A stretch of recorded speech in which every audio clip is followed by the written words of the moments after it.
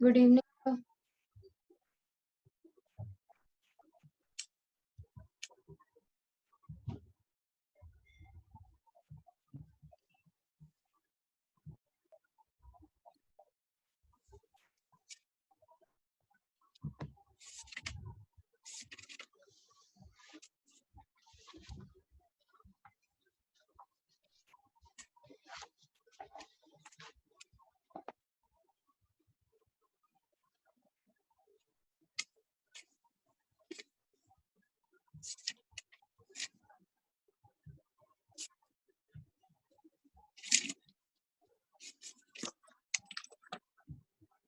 Sir आपका mic off है।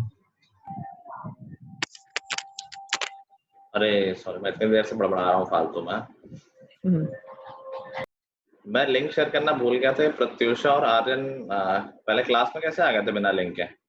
Sir आपने भाई लिंक भेज रखी थी तो हम लोग आ गए थे। क्या? तो आपने लिंक भेज तो रखी थी? लिंक मैंने भेज रखी थी पहले से। हाँ सर। नहीं सर, वो कल की होगी। सर कल की लिंक है आई गेस। सर वो सेम ही है लिंक उसमें। ओहो, मीटिंग आईडी सेम। अच्छा अच्छा अच्छा अच्छा, तो मतलब हर क्लास की मेरी मीटिंग आईडी सेम है। तो फिर तो लिंक शेयर करने की जरूरत ही नहीं यार। Yes sir. चलो आई विल चेक, फिर तो बहुत बढ़िया हो जाएगा। हाँ यार, रोज बताना पड़ेगा। सामने आओ। पक्का सारे। आर्यन इतनी गर्मी नहीं, तुम तो एकदम ही चिल माहौल में रहते हो, वाह में बैठे हो। सर वो घर पे था ना इसलिए। हाँ, सब लोग घर पे ही हैं। बाकी जानता है इसमें यहाँ तो कई दिनों बाद आई मुझे लग रहा है।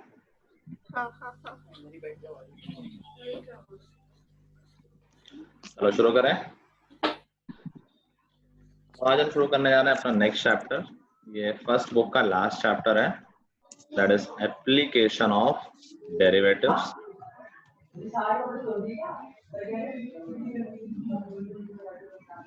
बड़ा चैप्टर है, इंपॉर्टेंट चैप्टर है, बड़े क्वेश्चन आते हैं इससे। मेंस में भी इस टॉपिक से अच्छा खासा आता है कि ये टॉपिक ब्रॉड है, तो टॉपिक का ध्यान रखिए। आर्यन माइक ऑफ कर दो। चलो, तो डेरिवेटिव का मतलब होता है डिफरेंशिएशन, और सब लोग जानते होंगे कि हम डेरिवेटिव मतलब dy by dx बोलना है। इसका एप्लीकेशन, इसका यूज कहाँ कहाँ होता है? तो dy by dx से क्या समझते हो तुम लोग?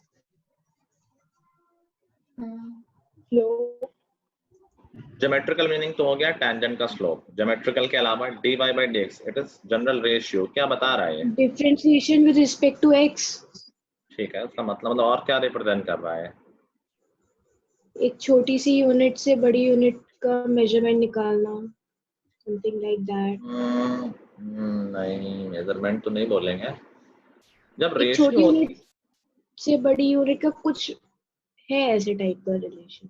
नहीं वो तो आई थिंक तुम इंटीग्रेशन की बात करने लग रहे हो कि हमने छोटे का निकाल लिया फिर इंटीग्रेट करके पूरे का निकाल लिया। dy by dx in general कोई भी रेशियो कंपैरिजन कर रहा है। बेसिकली ये बता रहा है change in one quantity with respect to other quantity. dy by dx का मतलब क्या है? Change in y, change in y with respect to x। इसका मतलब क्या है? अगर हम x में थोड़ा सा चेंज करेंगे, थोड़ा सा मतलब dx का चेंज करेंगे, तो y में कितना चेंज होगा? dy का चेंज होगा। मतलब अगर मैं बोल दूं कि dy by dx का मतलब है इसकी वैल्यू है 3, तो इसका मतलब कि अगर मैं x में 1 का चेंज करूंगा तो y में 3 का चेंज होगा। समझ गए बात को? Yes, sir. तो this is the basic meaning of derivative. अब इसके वेरियस एप्लीकेशन है, हमारे सिलेबस में भी 5-6 एप्लीकेशन है, तो वन बाय वन हम उनको पढ़ेंगे। तो सबसे पहला जो एप्लीकेशन है दैट इज रेट चेंज, जिसकी हमने अभी बात की कि change in one quantity with respect to another quantity. ठीक है, फॉर एग्जांपल पूछा है कि find the rate of change of area with respect to radius. Change, अभी लिखो नहीं, change in area with respect to radius, area of a circle with respect to radius when r is equal to 5। ठीक है, तो question क्या कह रहा है कि यार एरिया रेडियस के अकॉर्डिंग किस तरह से चेंज होता है ये बताना है, प्लस ये हमेशा सेम वैल्यू से चेंज नहीं हो रहा होगा, तो कब बताना है? जब रेडियस की वैल्यू 5 है, उस पॉइंट पे बताना है। तो इसको डेरिवेटिव फॉर्म में सोचो, क्या पूछ रहा है?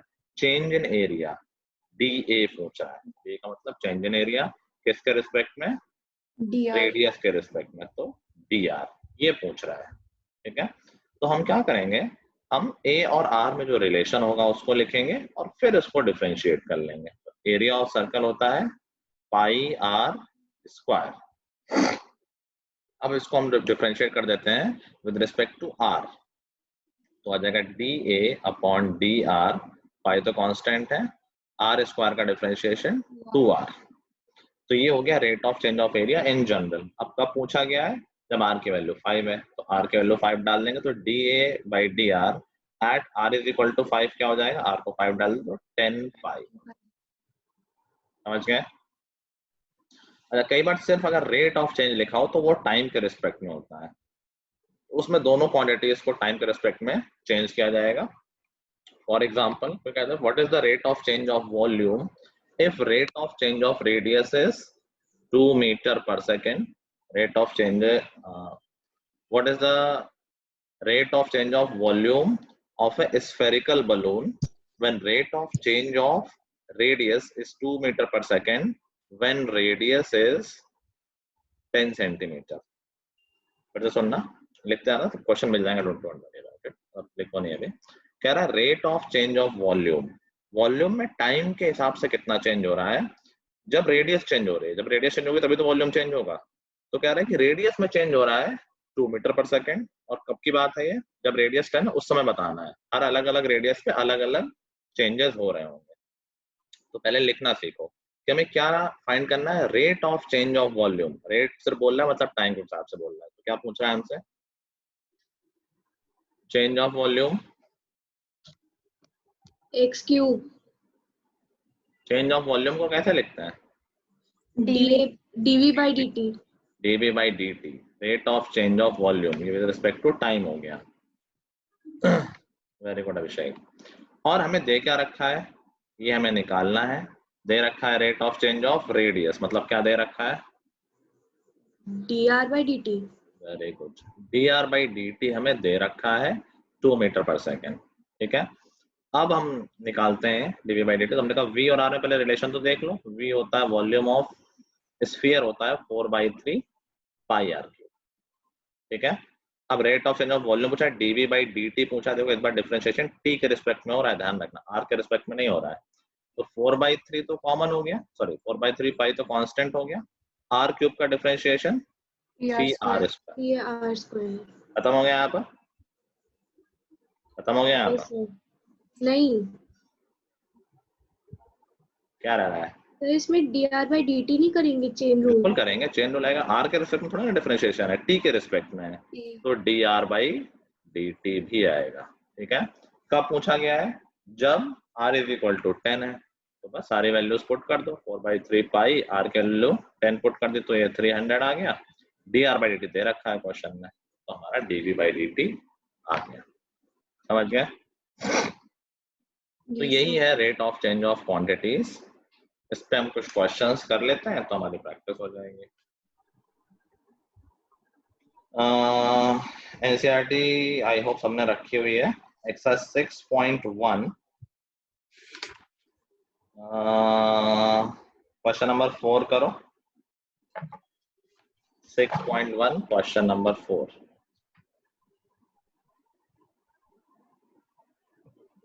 खुश हो क्लास में? सर क्या करने को कहा है मैंने? क्वेश्चन नंबर 4 हाँ सर, 6.1 एनसीईआरटी। ठीक है करो। अरे सर अरे सर क्या तुम्हारा रिकॉर्ड इतना खराब है, क्या करें? सही कर देंगे सर, कोई बात नहीं। तो सही करना, मैं बंद कर दूंगा पूछना फिर। नहीं सर, पूछते रहा करिए, अच्छा लगता है। क्या श्रेया की आवाज नहीं आई? अरे आई हूँ। क्या हुआ, दुखी हो गया? नहीं सर, लग तो रहा है। क्या दिक्कत है? नहीं सर, कोई दिक्कत नहीं है। सब्जी अच्छी नहीं बनी आज की? नहीं सर, क्या बनाया है?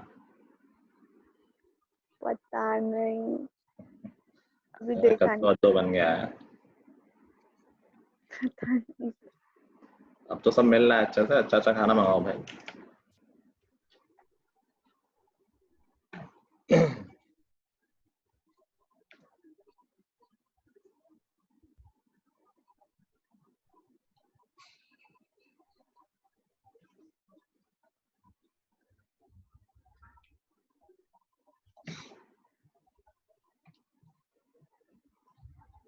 हो गया? अनुभव आ रहा है समझ में तुम्हें?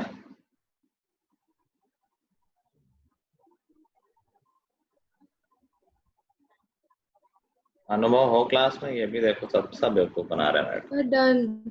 सर ये चेन रूल से होगा ना? मैंने तो भी ढंग से पढ़ा नहीं, क्वेश्चन देखना पड़ेगा। किसका डन है? वंशिका का है क्या? आंसर क्या है? 900 क्यूबिक हाँ हाँ, यूनिट भी सेंटीमीटर लिखना है, यूनिट लिखने का ध्यान रखना सब लोग। क्वेश्चन कह रहा है कि an edge of a variable cube is increasing at a rate of 3 centimetre per second. तो एक क्यूब है, उसके एज को हम ए मान लेते हैं, तो हमें क्या दे रखा है? DA by D T. Very good. D A by D T दे रखा है, जो कि है कहाँ गया, 3 सेंटीमीटर पर सेकेंड।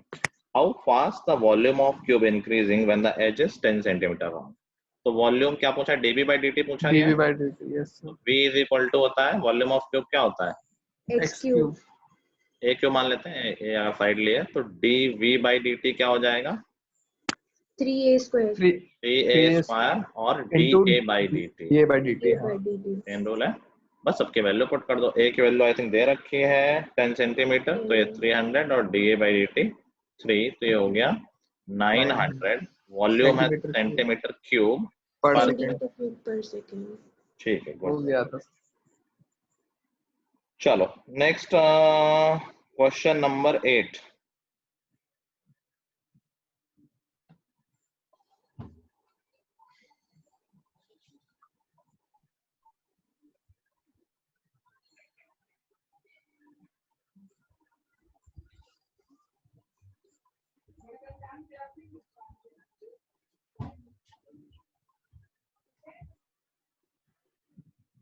सर कौन सा करना है नेक्स्ट? 8, question number 8। 4 हो गया ना तुम्हारा? 4 हो हाँ गया सर, ना? हो गया, हाँ हाँ। ठीक है 8 का।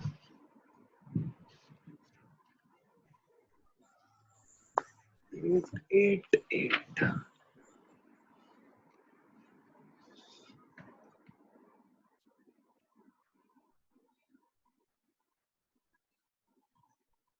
आदित्य क्लास में हो? Yes sir.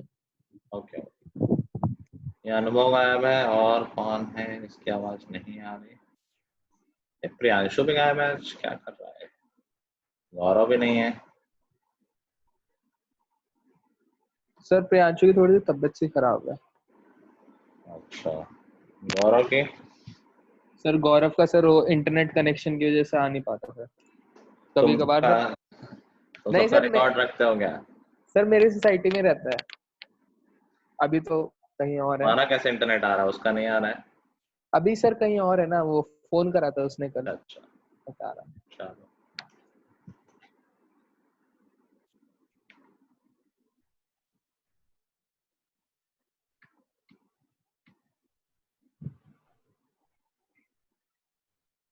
Sir done. क्या बात है, वंश का एकदम फॉर्म में है। बाकी लोगों का हो गया? यस सर, वो आ रहा है 1/पाई आ रहा है। हाँ 1/पाई है। ओके। कह रहा है कि a balloon which always remain spherical on inflation is being inflated by pumping 900 cubic centimeter of gas per second। क्या दे रखा है देखो कि इसमें गैस पंपिंग की जा रही है at a rate of 900 centimetre cube per second. तो मतलब क्या दे रखा है? Pressure volume dV/dt। वॉल्यूम दे रहा है dV by dt पर सेकेंड। कितना वॉल्यूम दिया जा रहा है? तो चेंज इन वॉल्यूम ही तो है ये। यस तो सर। dV by dt दे रखा है 900 सेंटीमीटर क्यूब पर सेकेंड, और हमसे पूछा जा रहा है कि रेडियस किस रेट से इंक्रीज हो रही होगी, तो dr by dt पूछा है। तो v is equal to 4/3 pi r cube dV by dt हो जाएगा 4 पाई r square dr by dt। dt बस वैल्यू पुट कर देनी। dV by dt मालूम है हमें 900 है। 900 4 पाई r की वैल्यू दे रखी होगी 15 है, तो 15 स्क्वायर 225, और dr by dt पूछा ही गया है, तो इसको तो ऐसे रख देना है। बस कैलकुलेशन है, 225 into 4 900 ही होता है, तो पूरा पूरा 900 कैंसिल हो जाएगा, तो dr by dt आ जाएगा 1/पाई, और रेडियस में चेंज है, किस यूनिट में होगा? Centimetre per second. Centimetre per second. Easy है? अभी तक तो सर लग रहा है। ठीक है, इसी बात पे क्वेश्चन नंबर 14 कर लो। अरे एकदम कॉन्सेप्ट क्लियर हो जाएगा।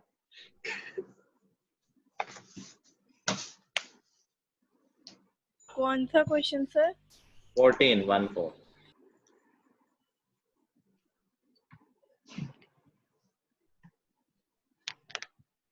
सर कोन के वॉल्यूम का फॉर्मूला क्या होता है?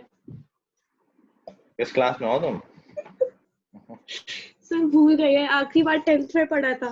1/3 पाई r स्क्वायर h। देखो ये लड़का पढ़ रहा है अब। अरे सर कहाँ सर, लोग तारीफ भी ना करें। अच्छा कर लो सर, अच्छा लगता है। काम भी कर लो थोड़ा।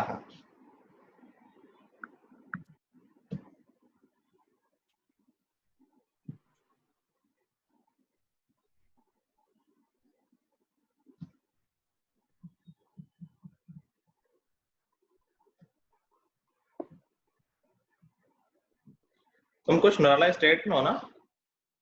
हाँ सर, केस मिला पता है सर। तो एकदम सेलिंग चल रही होगी मस्त। कुछ भी नहीं सर। क्या कुछ भी नहीं?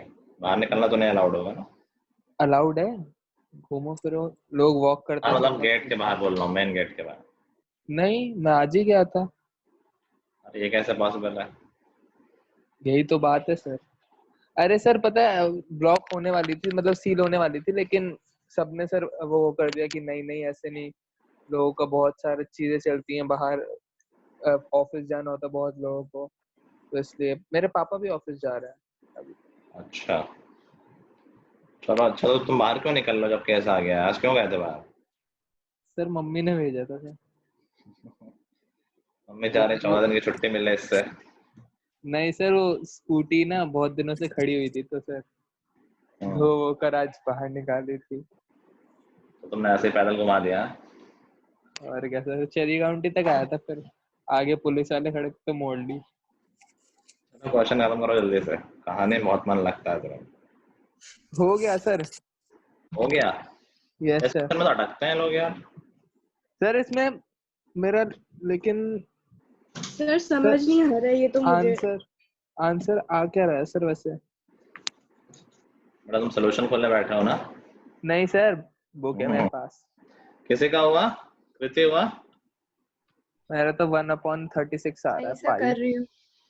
जल्दी करो। सर दीक्षा इसमें डाउट आ रहा है। अभी कराता हूँ मैं। दीक्षा हो पा रहा है? Yes sir. ओके ओके जल्दी करो।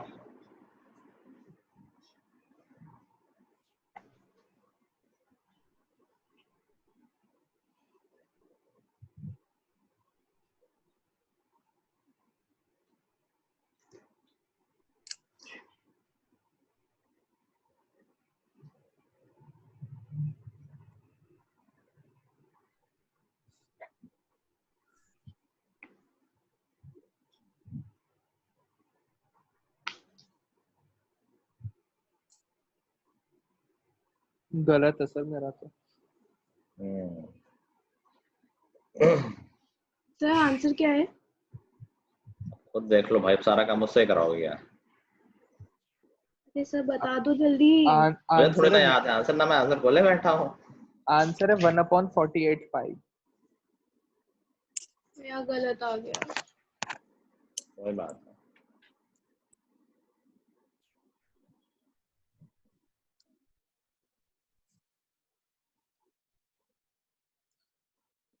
इतना तो होगा सर कि हाइट जो होगी 1/6 होगी, लेकिन फिर उसके आगे करते हैं। अरे तुम लोगों का हो रहा है कि नहीं हो रहा है? कृति दीक्षा अगर अटक रहे हो तो मैं कराऊं फिर? सर एक वो पाइप को हम लोग सिलेंडर के फॉर्म में लेंगे ना, और एक कोन गिवन है उसी में। मैंने ढंग से पढ़ा नहीं क्वेश्चन अभी। एनीवे करते हैं चलो। कह रहा sand is pouring from a pipe at a rate of, pipe से क्या लेना देना है जब रेट दे रखा है? पाइप से सैंड पोर हो रही है किस रेट से? 12 सेंटीमीटर क्यूब पर सेकेंड। तो क्या दे रखा है हमें? dV/dt बाई dt दे रखा है, that is equal to 12 centimetre cube per second. ठीक है भाई। कहता falling sand forms a cone on the ground in such a way that height of cone is always 1/6 of radius. तो जब sand गिर रही है तो एक कोन के शेप में वो अपने आप बनता जा रहा है। अब हमें इससे मतलब नहीं कि वो कैसे बन रहा है, और इस तरह का कोन बन रहा है कि हमेशा ऐसा हो रहा है कि जो हाइट होती है वो रेडियस का 1/6 होती है। फिर कह रहा है how fast the height of sand cone increasing when the height is 4। हमसे पूछा गया है dH/dt। ठीक है, तो देखो हमें हमेशा ध्यान रखना है कि जब एप्लीकेशन ऑफ डेरिवेटिव करेंगे तो हमारे सिलेबस में सिर्फ एक वेरिएबल के रिस्पेक्ट में डिफरेंशिएशन है। ठीक है, वो कॉलेज में होता है जब हम पार्शियल डिफरेंशिएशन बोलते हैं, जब कई वेरिएबल के रिस्पेक्ट में होता है, हमें उससे मतलब नहीं है। तो हमें हमेशा अपने एक्सप्रेशन को एक वेरिएबल के टर्म में ही लाना है। दो वेरिएबल अगर होंगे जिसमें वेरिएशन हो रहा हो तो हम उसको सॉल्व नहीं कर पाएंगे। तो वॉल्यूम ऑफ कोन होता है 1/3 पाई r स्क्वायर h। अब यहाँ प्रॉब्लम है, प्रॉब्लम क्या है कि r और h दोनों ही वेरिएबल हैं, और अभी हमने बात की कि हम दोनों वेरिएबल नहीं लेके आएंगे। तो हम हमेशा ये करेंगे कि एक वेरिएबल को, ये आगे भी होगा ध्यान रखना, दो वेरिएबल कभी नहीं होंगे जब हमें डिफरेंशिएट करना होगा। तो हमेशा हम एक वेरिएबल को रिप्लेस करेंगे किसी ना किसी गिवन फॉर्म से, वो रिप्लेस हो ही रहा होगा, हमेशा ऐसा ही क्वेश्चन आएगा। तो देखो इसमें दे रखा है कि हाइट हमेशा रेडियस की 1/6 है। अच्छा हमें फाइनली हाइट निकालनी, तो हम r को हटा देते हैं। ये दे रखा है कि h इज ऑलवेज r/6, तो हम r की जगह 6h लिख सकते हैं क्या? r is equal to 6h। इससे सिर्फ एक ही वेरिएबल बचेगा, v is equal to 1/3 pi 6h square करेंगे, that should be 36 h square, total h cube हो जाएगा ये। अब हमारा एक्सप्रेशन एक वेरिएबल में आ गया कि volume is equal to 12 pi h cube. अब इसको सॉल्व कर लेंगे तो dv बाई dt क्या आ जाएगा 36 pi H square dh upon dt। dh upon dt निकालना है हमें। dv बाई dt दे रखा है 12, 36 पाई h की वैल्यू दे रखी होगी कि कब की बात हो रही है, बात हो रही है जब हाइट 4 है 4 सेंटीमीटर 416 और dh बाई dt। बस अब तो कैलकुलेशन रह गई यहाँ से। तो dh बाई dt आ गया 1 अपॉन 48 पाई।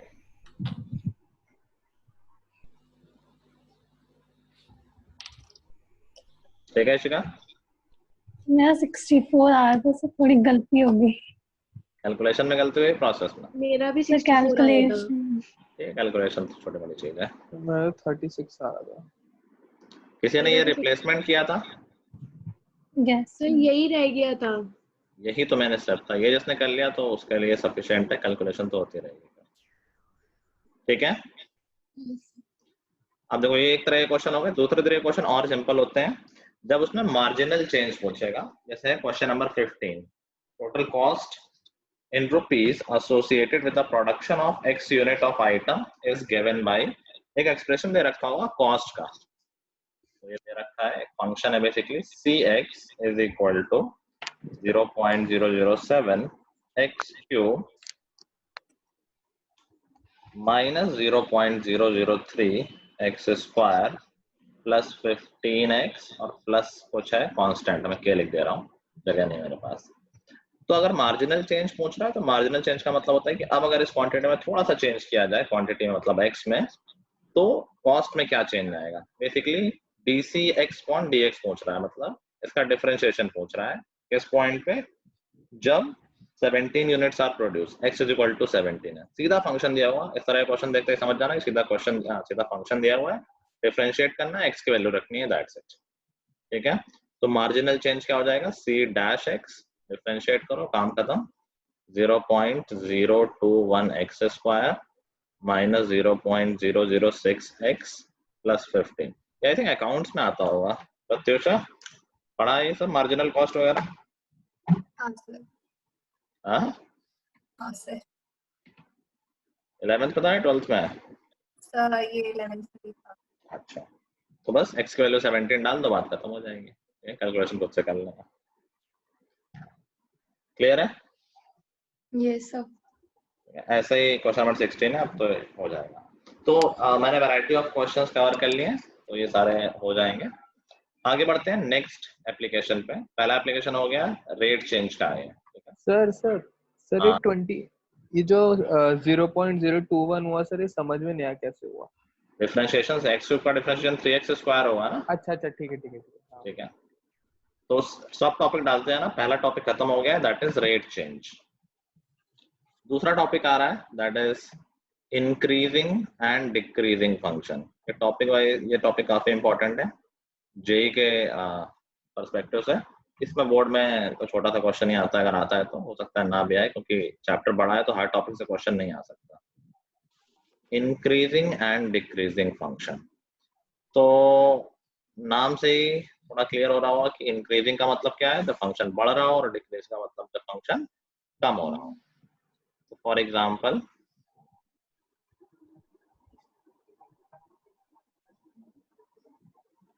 मान लेते हैं कोई ऐसा फंक्शन है,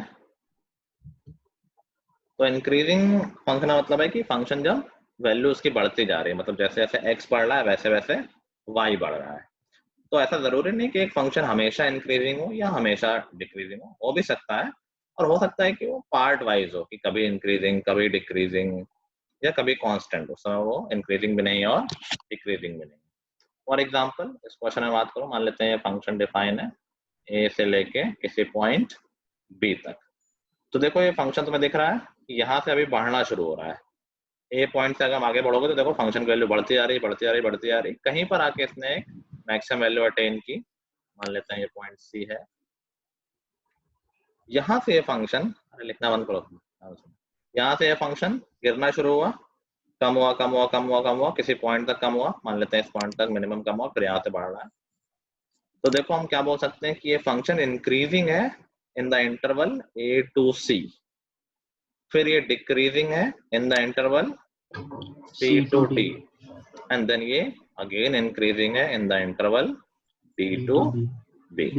ठीक है, अलग तरीके का फंक्शन हो सकता है फंक्शन ऐसा हो, एक लाइन, ये फंक्शन हमेशा इंक्रीजिंग है, तो this function is always increasing.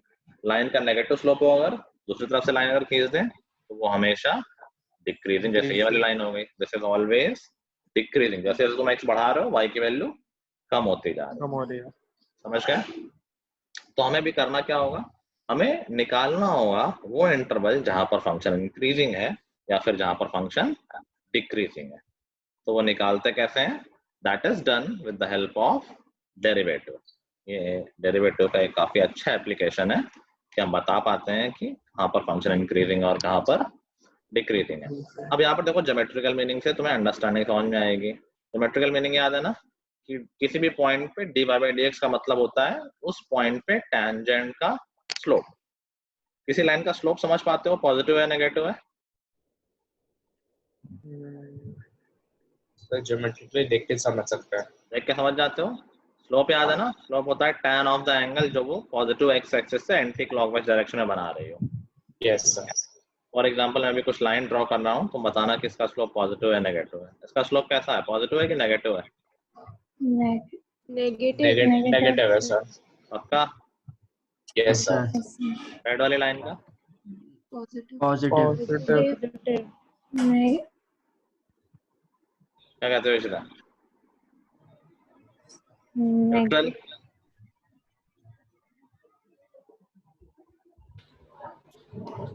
अच्छा चलो, तो इस लाइन का, ऑरेंज वाली लाइन का डाउट है बोलो। सर, एक चीज पूछनी थी, जैसे ये कोई एरो तो शो नहीं कर रहा, तो हम कैसे बता पा रहे हैं नेगेटिव या पॉजिटिव है? स्लोप क्या होता है? हाँ, स्लोप क्या होता है? y2 minus y1 upon x2 minus x1। Geometrically slope क्या होता है, मतलब ज्योमेट्रिकली भी छोड़ो, स्लोप की मीनिंग क्या होती है? Slant line. तो लाइन क्या होती है? और स्लोप को तुम लाइन थोड़ी बोल दोगे यार। स्लोप होता है tan ऑफ द एंगल जो लाइन x एक्सिस से बनाती है, पॉजिटिव x एक्सिस से। तो जैसे मैं ब्लैक वाली लाइन की बात करूं तो पॉजिटिव x एक्सिस से एंटी क्लॉकवाइज डायरेक्शन में ये वाला एंगल बन रहा है। ये एंगल एक्यूट है या ऑब्ट्यूज है? ये है ऑब्ट्यूज। ऑब्ट्यूज है, 90 से बड़ा है। सेकंड क्वाड्रेंट में, सेकंड क्वाड्रेंट में tan कैसा होता है? Second quadrant negative. नेगेटिव। तो इसका स्लोप कैसा हो गया? नेगेटिव। नेगेटिव। ठीक है, अच्छा, ठीक है। अभी ऑरेंज लाइन को देखो, देखो ये एंगल कैसा है? ये है एक्यूट। एक्यूट है, तो इसका स्लोप कैसा होगा? पॉजिटिव साइन के टर्म्स में पॉजिटिव। इसका स्लोप रेड वाली का एक्यूट ही होगा सर। पॉजिटिव ही होगा। एक्यूट एंगल है। स्मृति आ रहा है, नहीं आ रहा है? Yes sir. ठीक है, ठीक है। अब देख के समझोगे एक्यूट एंगल बन रहा है तो पॉजिटिव स्लोप है, ऑब्ट्यूज बन रहा है तो नेगेटिव स्लोप है। देख के आराम से ऑब्जर्व कर सकते हो। तो ऑब्जर्व करो, ए से सी के बीच का कोई भी पॉइंट लो, उस पर टेंजेंट खींचो और बताओ उसका स्लोप कैसा दिख रहा है तुम्हें? Sir obtuse. मान लो मैंने ये पॉइंट चूज किया है, इस पर टेंजेंट खींची है, कैसा स्लोप दिख रहा है? एक्यूट है। हाँ, पॉजिटिव है नेगेटिव है? पॉजिटिव। पॉजिटिव। कोई और पॉइंट देखो, सोचो कोई और पॉइंट देखो और इमेजिन करो कि स्लोप कैसा होगा। तो अगर बी से करे, ए से सी के बीच में बोल रहा हूँ मैं। सर सारे ही एक्यूट पॉजिटिव। सारे ही एक्यूट होंगे। क्या हर जगह स्लोप पॉजिटिव है? Yes sir. है ना? चलो डी और बी के बीच में देखो, सारे ही नेगेटिव स्लोप है सारे। क्या तुक्के मारने लगते हो, देख के करो ना। इंक्रीजिंग है सर। स्लोप कैसा है? पॉजिटिव। क्या हर पॉइंट पे पॉजिटिव दिख रहा है डी से बी के बीच में? Yes sir. चलो सी और डी के बीच में देखो,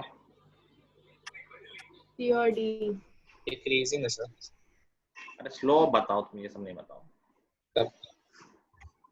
हाँ सर, ये भी नेगेटिव नेगेटिव है।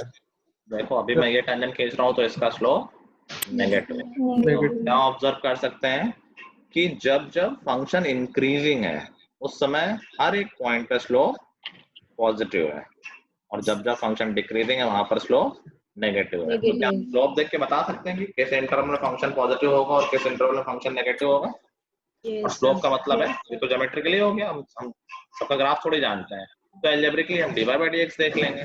तो अगर dy by dx जहां जहां पर पॉजिटिव है वहां पर फंक्शन होता है इंक्रीजिंग, और जहां पर dy by dx नेगेटिव है वहां पर फंक्शन होता है डिक्रीजिंग। डिक्रीजिंग। और अगर dy by dx 0 है दैट मींस फंक्शन कांस्टेंट है। dy by dx कभी तो 0 होता है, कांस्टेंट का तो 0 होता है,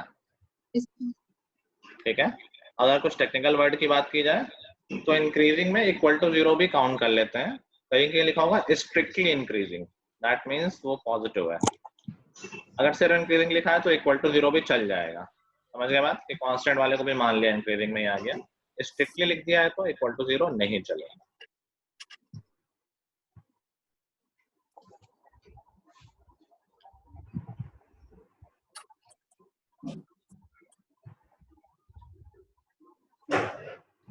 समझ गए बात सब लोग? बहुत सिंपल सा पढ़ना है। Yes, Yes, Yes, sir. sir. अभी देखो ये अगर टॉपिक equal to ब्रॉड है। 0 होता है तो क्या होता है? 0 पे वैसे कांस्टेंट फंक्शन हो जाएगा, सोचो ना, dy by 0 तो फंक्शन कांस्टेंट हो गया ना।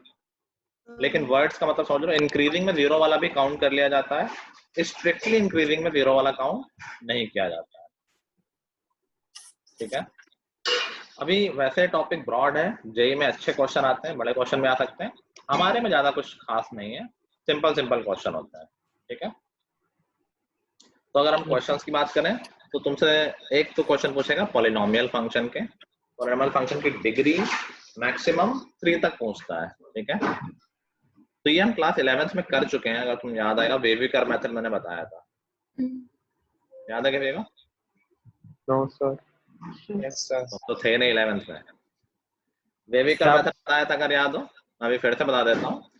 तो पॉलिनोमियल फंक्शन की बात करेंगे तो अगर फंक्शन लीनियर है तो बहुत बेसिक हो गया, कोई फंक्शन है y = 2x + 3, तो dy by dx निकाला, ये तो एक लाइन होती है, तो इंक्रीजिंग हो गया डिक्रीजिंग होगी, जो कि 2 आ गया।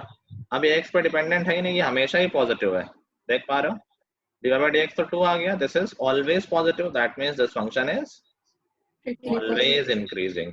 इस तरह की लाइन होती है, y = 2x + 3 को ऐसी लाइन होती है, ठीक है। तो लीनियर तो ऑफ कोर्स नहीं पूछेगा, बहुत सिंपल होता है। अगर क्वाड्रेटिक पूछ लिया, वैसे क्वाड्रेटिक भी नहीं पूछेगा, वो भी सिंपल होता है।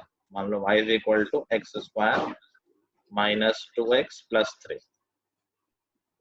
तो वैसे मैं 4x कर लेता हूँ, थोड़ा इजी दिखेगा। -4x + 3, हमें देखना है कि ये फंक्शन कहाँ पर इंक्रीजिंग है और कहाँ पर डिक्रीजिंग। तो हमने कहा dy by dx निकाल लेते हैं, हो जाएगा 2x - 4। हमें देखना है कहाँ पर इंक्रीजिंग है, तो हम चेक करेंगे कहाँ पर ये पॉजिटिव है। 2x - 4 कहाँ पर पॉजिटिव होगा? इस इनइक्वालिटी को सॉल्व करना आता है सबको, आ जाएगा x > 2। मतलब 2 से बड़े पर ये फंक्शन इंक्रीजिंग है और 2 से कम पे ये फंक्शन डिक्रीजिंग है। Decreasing है. अगर याद करो तो क्वाड्रेटिक का ग्राफ कैसा आता है? Parabolic, sir. ग्राफ मान लो कुछ ऐसा होगा, तो तुम देख ही सकते हो, एक पोर्शन में ये डिक्रीजिंग होता है और एक पोर्शन में इंक्रीजिंग होता है। तो ये 0.2 है, यहाँ पर 2 होगा पक्का, तभी 2 के पहले डिक्रीजिंग आ रहा है और 2 के बाद इंक्रीजिंग आ रहा है। अगर देखो सब कुछ ढंग से पढ़ा होगा तो बहुत सारी चीजें कनेक्ट हो रही हैं यहाँ पर, ग्राफ भी, इंक्रीजिंग डिक्रीजिंग का यहाँ फंक्शन भी, और स्लोप वगैरह सब कुछ देख सकते हो। अगेन ये भी कम पूछेगा, तो पूछेगा क्या? क्यूबिक थोड़ा ज्यादा पूछ लेता है, क्योंकि क्वाड्रेटिक करना बहुत आसान है, डिफरेंशिएट कर तो लीनियर आ जाता है, उसको सॉल्व करना बहुत आसान हो जाता है। क्यूबिक को जब तुम डिफरेंशिएट करोगे तो क्वाड्रेटिक आएगी, फिर वो वेविकर मेथड लगता है कि मान लो कोई फंक्शन दे रखा है जो कि क्यूबिक है, लेट्स सी क्या माने सर वेवी का मेथड सीबीएसई एग्जाम में यूज कर सकते हैं? हाँ ऑफ कोर्स, अच्छा ठीक है नाम बस नहीं है, वो है तो नॉर्मल मेथड ही, कोई बहुत बड़ा मेथड नहीं है। फंक्शन बनाते हैं x², मान लो मुझे बनाना है -2x, तो x², 6x 6x 3x²,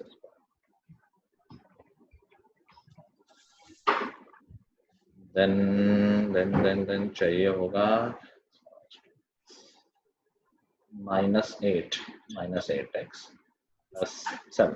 चलो मान लो ये कोई फंक्शन है, हमें बताना है ये कहाँ पर इंक्रीजिंग है और कहाँ पर डिक्रीजिंग। तो पहले हम निकालेंगे डेरिवेटिव इसका dy/dx, जो क्या जाएगा 3x² माइनस 6x।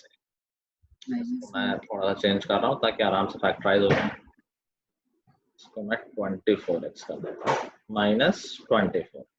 अभी हमें देखना है कि ये क्वाड्रेटिक कहाँ पर पॉजिटिव होगी। तो हमें देखना है कि 3x² माइनस 6x माइनस 24 कहाँ पर ग्रेटर देन 0 होगा। 3 पूरे में कॉमन है, कैंसिल हो जाएगा। x² minus 2x minus 8 greater than 0। इसको हम फैक्टराइज कर लेंगे तो आ जाएगा x minus 4 x plus 2 greater than 0। अब याद करो मैंने वेविका में बताया था, नंबर लाइन बनाते हैं और क्रिटिकल पॉइंट्स बनाते हैं। क्रिटिकल पॉइंट्स क्या होते हैं? जहां पर ये फंक्शन 0 हो रहा हो, जहां पर इसकी वैल्यू 0 हो रही है। 0 कहाँ कहाँ पर हो रही होगी? 4 और -2 और -2 और 4 ये पॉइंट्स बनाए। सबसे राइट में पॉजिटिव और फिर alternate positive negative positive. That means ये फंक्शन इंक्रीजिंग कहाँ पर है? सिंबल बना दे रहा हूँ इंक्रीजिंग के लिए। अब इंटरवल में लिखना आता है माइनस इन्फिनिटी से -2, ये पहला इंटरवल हो गया यहाँ से लेके। अब देखो ओपन और क्लोज ब्रैकेट की बात आ रही है। अगर हम स्ट्रिक्टली इंक्रीजिंग बोल रहे हैं तो ओपन ब्रैकेट लगाएंगे, सिर्फ इंक्रीजिंग बोल रहे हैं तो क्लोज लगा देंगे। Union 4 to infinity. ये फंक्शन डिक्रीजिंग कहाँ होगा? -2 से लेके 4 तक। ठीक है, समझ गया? -2 to 4। हाँ लिख दिया मुझे। नाराज नहीं हो? अरे नहीं सर, सुबह से नेट की प्रॉब्लम आ रही है। अच्छा, इजी है।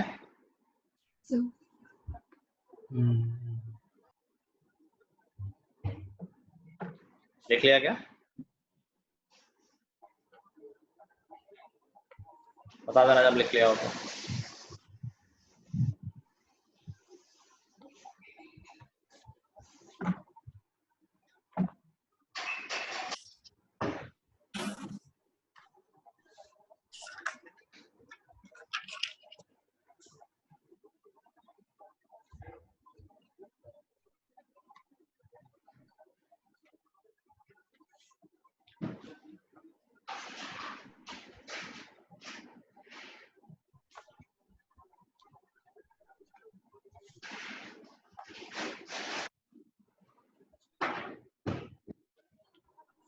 अरे पढ़ाई चल रही है?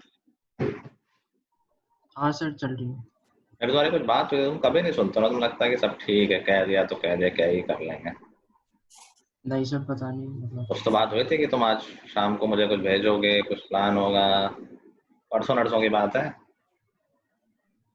सर वो काम भेज, लेकिन अभी मैं फिजिक्स कर रहा हूँ सर अभी। वो पैटर्न तो तुम्हारा पता ही है मुझे, वो तो मैंने कहा ही तो फोन पे था कि तुम ऐसा ही करो, तो ऐसा नहीं करना है। नहीं वो 23 तारीख को है ना फिजिक्स का, उन्होंने चैप्टर बढ़ा दिया, 4 कर दिए 3 से। वो सब ठीक है, बट हम कोऑर्डिनेशन में था ना कि मुझे बताना, हम लोग कुछ बात करेंगे, लेकिन डोंट केयर। सब भेज दूंगा सर। ठीक है, कोई बात नहीं, पढ़ते रहो। लिख लिया था आपने? Yes sir. Yes sir. अब इसमें मैं एडिशन चीजें बता देता हूँ, 1-2 मिनट लगेंगे, वैसे बोर्ड में नहीं आएगा। कि कभी भी फैक्टराइज फॉर्म में अगर ऐसा कुछ लिखा हो तो इसमें यही मेथड लगता है। ये ऊपर हो या नीचे, उससे कोई फर्क नहीं पड़ता है, क्योंकि हम सिर्फ साइन की बात कर रहे हैं। समझ गए? अगर ये दो टर्म जो नीचे लिखे हैं अगर ये ऊपर भी होती तो क्या साइन में कोई फर्क पड़ता? अगर ये नेगेटिव है तो नेगेटिव है, पॉजिटिव है तो पॉजिटिव है। समझ गए ना? कोई भी नंबर साइन में तो सेम फर्क डालता है, चाहे वो मल्टीप्लाई हो रहा है चाहे वो डिवाइड हो रहा हो। Yes sir. ठीक है, तो हमें अगर ये निकालना है कि कब ये ग्रेटर देन 0 होगा तो सेम मेथड लगेगा। क्रिटिकल पॉइंट्स बना लिए, ये हो जाएगा -4, 2, 3 और 5। सबसे राइट में positive negative positive negative positive. तो इंक्रीजिंग कहाँ से होगा? 5 से ज्यादा, 2 से 3 और माइनस इन्फिनिटी से -4। तो डिक्रीजिंग कहाँ होगा? -4 से 2 एंड 3 से 5। ठीक है, इसमें से एक फाइनल वेरिएशन और बता देता हूँ कि अगर कभी पावर आ जाए तो अगर पावर, एक बात समझो कि किसी नंबर की पावर 3 है, 5 है, 7 है या 1 है, साइन में सेम ही बात रहेगी क्या? No sir. पावर सेम रहता है सर। नो, सेम ही तो रहेगी भाई। पावर में तो वही, अगर नंबर नेगेटिव है उसकी पावर अगर ऑड कर दोगे तो नेगेटिव ही रहेगा। अच्छा, पावर ऑड ना, मतलब पावर है। पावर अगर ऑड कर दोगे तो साइन में कोई फर्क नहीं पड़ेगा, तो पावर 1 हो या पावर 11 हो कोई फर्क नहीं पड़ता, ठीक है। और अगर इवन पावर होगी तो फर्क पड़ेगा। और फर्क किस तरह का होगा वो बात करते हैं अभी। नेगेटिव या positive.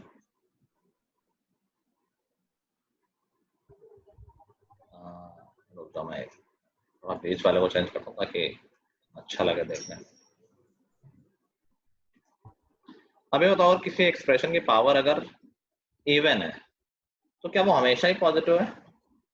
Yes sir. Yes sir. तो साइन में कोई फर्क कभी डालेगा नहीं। तो अगर मुझे इस फंक्शन को बताना हो कि कहाँ पर इंक्रीजिंग होगा और कहाँ पर डिक्रीजिंग, तो इस पॉइंट को हम इग्नोर कर देंगे।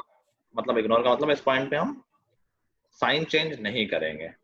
-3 4 रहेगा। 2 3 5 है, तो हमने कहा देखो पावर ऑड है तो मतलब पावर 1 है, एक ही बात है, तो हमें इससे कोई दिक्कत नहीं, इससे कोई दिक्कत नहीं, इससे कोई दिक्कत नहीं। यहाँ पर ध्यान रखना है कि इस पॉइंट पे 3 पे साइन चेंज नहीं करना है, तो ये प्लस माइनस, अब 3 आ गया, यहाँ पे चेंज नहीं करना है, माइनस प्लस माइनस, समझ गए? Yes sir. तो अकॉर्डिंगली कर लेंगे। अगेन बोर्ड के लिए इम्पोर्टेंट नहीं है, जो लोग और तैयारी कर रहे हैं उनके लिए बताते हैं। क्लियर है? Yes sir. अभी कुछ क्वेश्चन आ सकते हैं जिसमें पॉलिनोमियल फंक्शन नहीं होगा, तो उसमें ट्रिग्नोमेट्री वगैरह आ जाएगी, लॉग आ जाएगा। ज्यादा क्वेश्चन नहीं है, एनसीईआरटी वाले क्वेश्चन ही आते हैं इसमें। मैं बता देता हूँ इंपॉर्टेंट क्वेश्चन कौन से हैं। तब तक तुम लोग ऐसा करो, क्वेश्चन नंबर 4 करो पहले। Question number 4 exercise 6.2।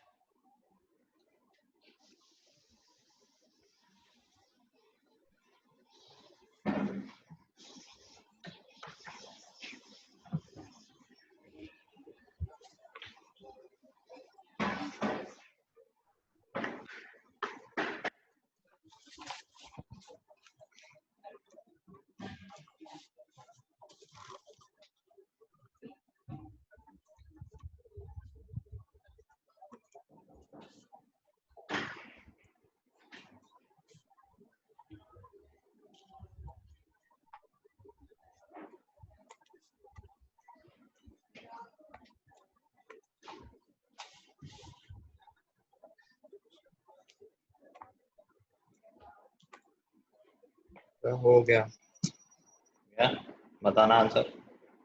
सर 3/4 से इंफिनिटी माइनस इनफिनिटी से 3/4। Yes sir. हाँ कब इंक्रीजिंग कब डिक्रीजिंग ये नहीं बताओगे?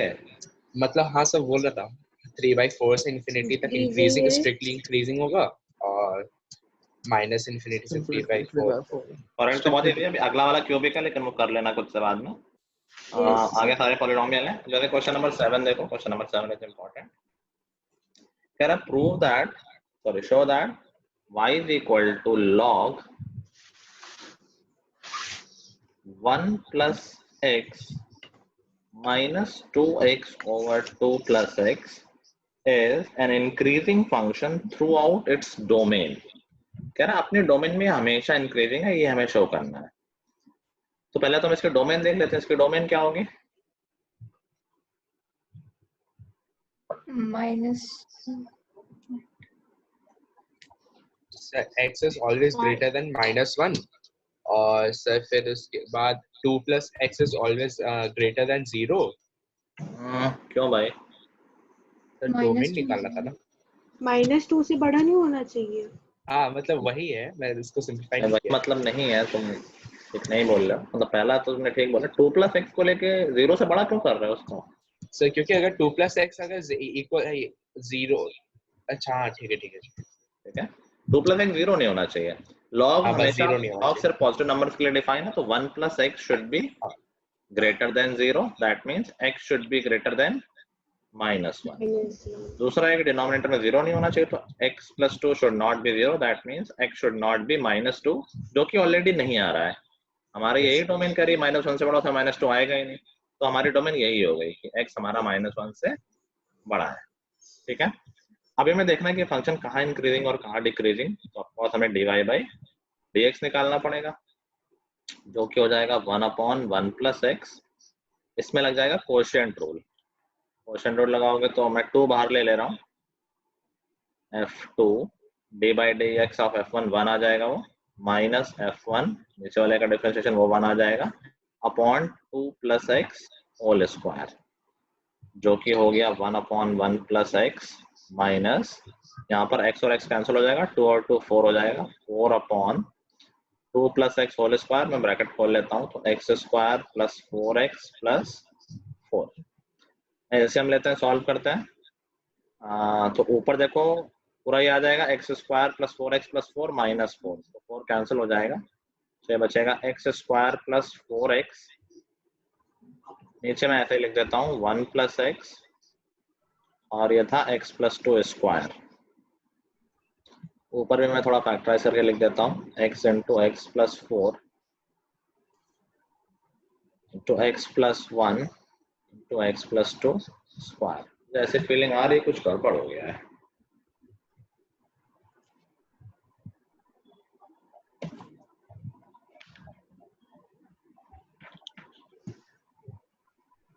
सर एक्स स्क्वायर आ रहा है सिर्फ ऊपर में, कहाँ पर? सर ऊपर में न्यूमरेटर में शायद एक्स स्क्वायर ही आ रहा है सर।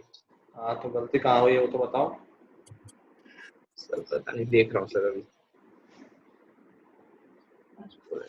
सर हाँ, जो log x होता है वो 1 अपॉन x, और फिर वो जो अंदर वाला होता है चेन रूल नहीं लगेगा? लगेगा, बट अंदर वाले का 1 ही आ जाएगा ना, 1 प्लस एक्स का डिफरेंशिएशन 1 ही तो होता है। हाँ सर वही है, एक्स न्यूमरेटर में एक्स स्क्वायर ही आ रहा है। अरे तो अब मेरी गलती तो बताओ भाई। सर यहाँ पर जो आपने एलसीएम लेने के बाद जो सब्ट्रैक्शन किया वो न्यूमरेटर में वो, अच्छा सॉरी मैंने एलसीएम में ये कंसीडर नहीं किया। ठीक है। हाँ सर ठीक है, एलसीएम लेकर सॉल्व करोगे तो ऊपर 4x और 4 आएगा ना, तो सिर्फ एक्स स्क्वायर आएगा। ठीक है, सबका यहाँ तक आ गया है क्या? तो ये आ गया हमारा dy बाई डी एक्स। अब हमें देखना है कि यार ये कहाँ पर इंक्रीजिंग और कहाँ पर डिक्रीजिंग है, मतलब कहाँ पर ये पॉजिटिव और कहाँ पर नेगेटिव। अब बताओ एक्स स्क्वायर क्या हमेशा पॉजिटिव है? x प्लस 1, अगर x माइनस 1 से बड़ा है तो क्या x प्लस 1 हमेशा पॉजिटिव है? क्या सर? अगर x माइनस 1 से बड़ा है तो x प्लस 1 हमेशा पॉजिटिव हो गया ना? हाँ। ये देखो, इसी को सॉल्व कर लो, x प्लस 1 ग्रेटर देन 0 आ गया ना? Yes sir. ये हमेशा पॉजिटिव, और ये स्क्वायर है, ये भी हमेशा पॉजिटिव। अगर ये तीनों हमेशा पॉजिटिव हैं तो क्या dy बाई dx हमेशा पॉजिटिव हो गया? Yes sir. अगर dy बाई dx हमेशा पॉजिटिव है in the domain, that means this function is always increasing. ठीक है, अच्छा लगा क्वेश्चन? इंपॉर्टेंट है, मार्क कर लेना। इस एक्सरसाइज में मार्क भी कर लो, मैं कहा देता हूँ important question. Question number 5, 7, 9,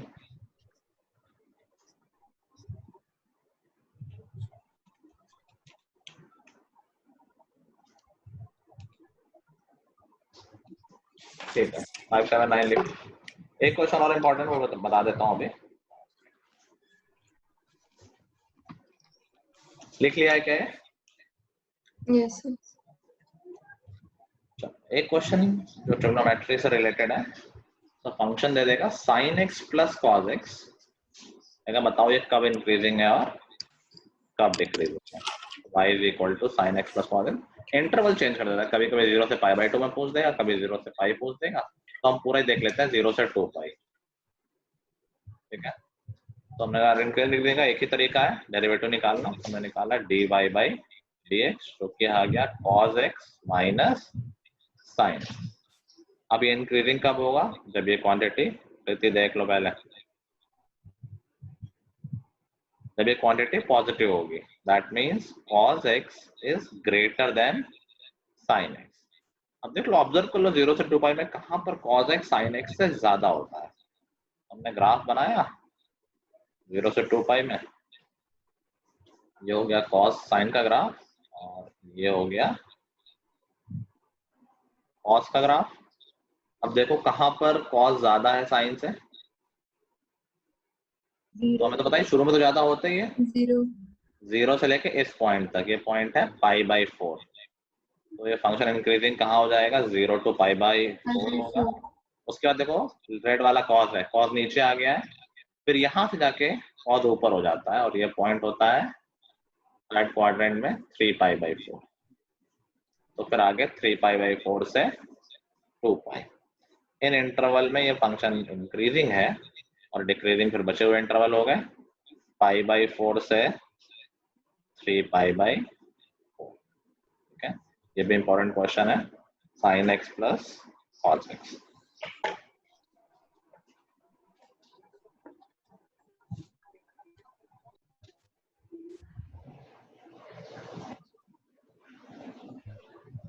I don't know what happened.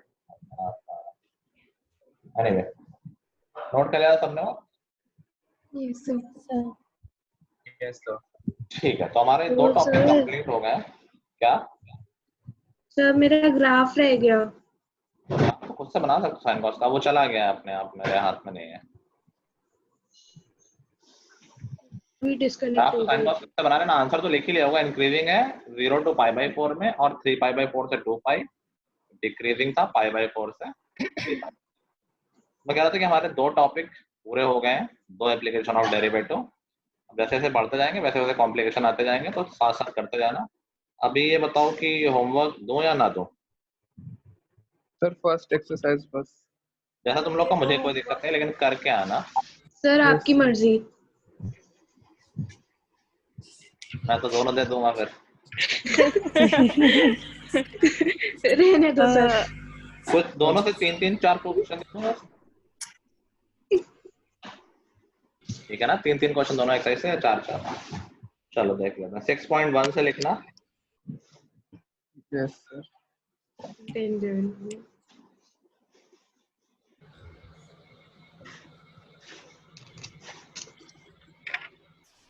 Question number 7, question number 10,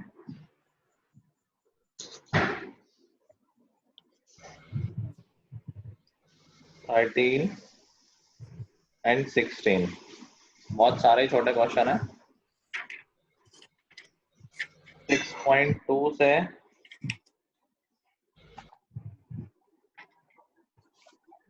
question number 5, 6, 9,